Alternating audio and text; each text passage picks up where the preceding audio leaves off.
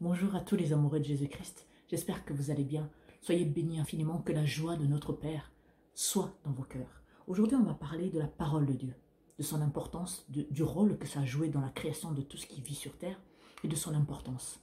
Et du fait que nous devons vraiment la prendre au sérieux, la respecter et nous rendre vraiment compte de l'importance capitale qu'a la parole de Dieu. Imaginez un tigre, la puissance seulement de son Imaginez un tigre devant sa proie et quand il donne un coup, la puissance qu'il dégage. Imaginez les mâchoires d'un crocodile, cet animal aussi merveilleux, époustouflant et aussi effrayant. Il a tout ça à lui tout seul. Imaginez sa puissance et sa force. Imaginez l'éléphant, sa force, sa puissance. Imaginez tous les animaux merveilleux que vous connaissez, qu'elles soient sauvages ou domestiques. Maintenant, imaginez l'être humain. Mais allons plus loin. Imaginez le soleil.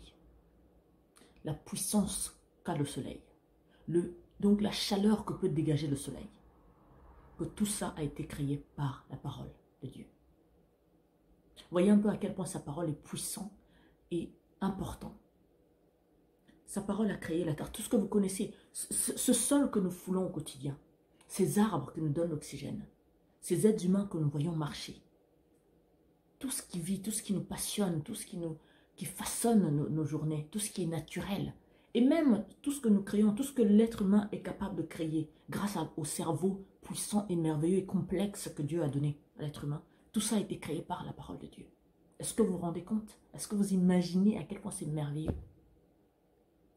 Et maintenant, imaginez que cette parole-là, non seulement vous croyez en cette parole vit en vous et vous donne la puissance de créer, de donner à l'existence ce qui n'existe pas. Vous connaissez cette fameuse phrase qui dit que la lumière soit. Et la lumière fut. C'est dans la Bible, bien sûr. Ben, cette lumière, elle vient par la création, par la puissance de la parole de Dieu. Mais pour qu'il y ait la lumière, il faut qu'il y ait le soleil. Mais le soleil, qui l'a fabriqué, qui l'a créé? Les scientifiques vont certainement avoir pas mal de théories là-dessus pour vous expliquer la naissance du soleil, etc. Mais ceux qui lisent la parole de Dieu, ceux qui connaissent Dieu, savent que c'est Dieu qui a créé le soleil. Maintenant, ce Dieu puissant qui a créé le soleil, vous imaginez ce qu'il est capable de faire? Vous vous souvenez du déluge?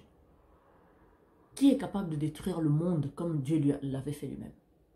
Qui est capable de le reconstruire, pièce par pièce, si ce n'est lui-même? Tout ça est fait par sa parole. Tout ce que je suis en train de vous dire, c'est pour vous faire rendre compte à quel point la parole de Dieu est précieuse, importante, qu'on ne doit pas négliger. Qu'on doit regarder surtout quand on est en train de lire la Bible, qu'on est vraiment que ce soit avec joie et beaucoup de considération, parce que cette parole nous nourrit, nous fortifie. Et cette parole, Dieu nous a laissé à travers ses écrits. Beaucoup de personnes, pour eux, la Bible, c'est vraiment... Quand on leur parle de la parole, de l'évangile, ça les agace comme si on leur proposait quelque chose de dangereux pour leur santé. Mais c'est cette parole qui fait que toi et moi, on existe. C'est cette parole qui fait que les arbres peuvent nous donner l'oxygène. C'est cette parole qui fait que le ciel, il peut pleuvoir et nourrir le sol pour que le sol nous nourrisse en retour. C'est cette parole qui fait que vous avez tous ces animaux que vous admirez, chacun a ses animaux préférés. Chacun connaît des animaux merveilleux qu'il a déjà vus ou qu'il aspire à voir un jour de ses propres yeux. Mais sachez que toutes ces merveilleuses choses ont été créées par la parole et l'amour de Dieu. Alors ne négligez pas la parole de Dieu. Alors respectez cette parole et mettez-la en pratique dans votre vie.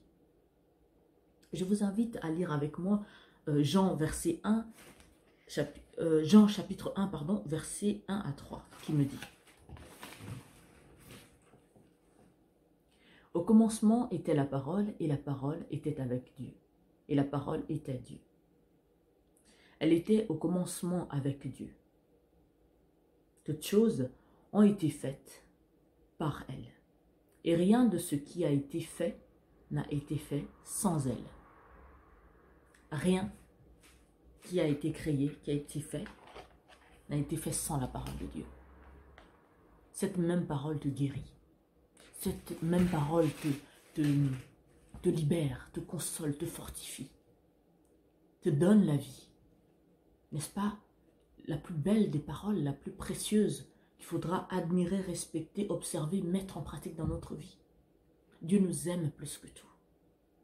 Toi, chrétien, qui n'as jamais vécu les grandes choses et les miracles dans ta vie, il est temps que tu réalises que la parole puissante, créatrice, vit en toi, à travers le Saint-Esprit.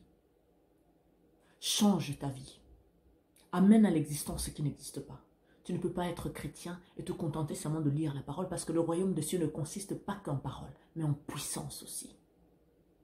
Mais comment veux-tu vivre la puissance de Dieu dans ta vie? Comment veux-tu changer le monde, impacter le monde dans ta vie sans avoir cette puissante parole en toi? Je vous invite à lire la Bible, à le méditer à l'aide du Saint-Esprit, pour mieux comprendre ce que Dieu attend de nous, pour mieux comprendre ce que nous devons faire au moment où ça doit être fait. Chrétien vit des miracles à travers la parole de Dieu. Parce qu'aujourd'hui, on prêche dans le monde. Aujourd'hui, la Bible est le livre le plus lu au monde. Mais combien de personnes marchent selon la volonté de Dieu? Combien de personnes expérimentent la puissance de la parole de Dieu dans leur vie? Il y en a très peu. Parce que les gens négligent la puissance créatrice de la parole de Dieu. Parce que les gens négligent le Saint-Esprit.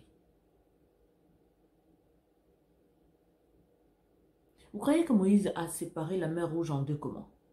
S'il n'avait pas la parole de Dieu avec lui, qui a donné vie à cette mer qui a dû se fondre en deux pour que les enfants d'Israël puissent passer.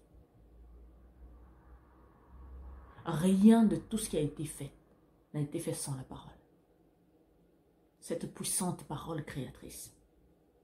Alors, ne soyez pas des chrétiens fades, vides, essoufflés, blasés. Utilisez cette parole puissante, donnez vie à ce que vous souhaitez dans votre vie et dans le monde. Parce que les gens sont là, oui, si Dieu existait, pourquoi il n'y a pas la paix dans le monde? Il existe, que tu puisses croire ou pas. Mais pourquoi tu as l'air blasé, fade, essoufflé, que tu n'en peux plus? C'est parce que tu n'as pas expérimenté la puissance de l'Éternel dans ta vie. Parce que tu négliges la parole de Dieu. Parce que tu négliges le Saint-Esprit. Parce que tu n'aspires pas à avoir les miracles de Dieu dans ta vie. Beaucoup de gens laissent leur religion, leur doctrine, leurs responsables religieux s'occuper du reste. Non.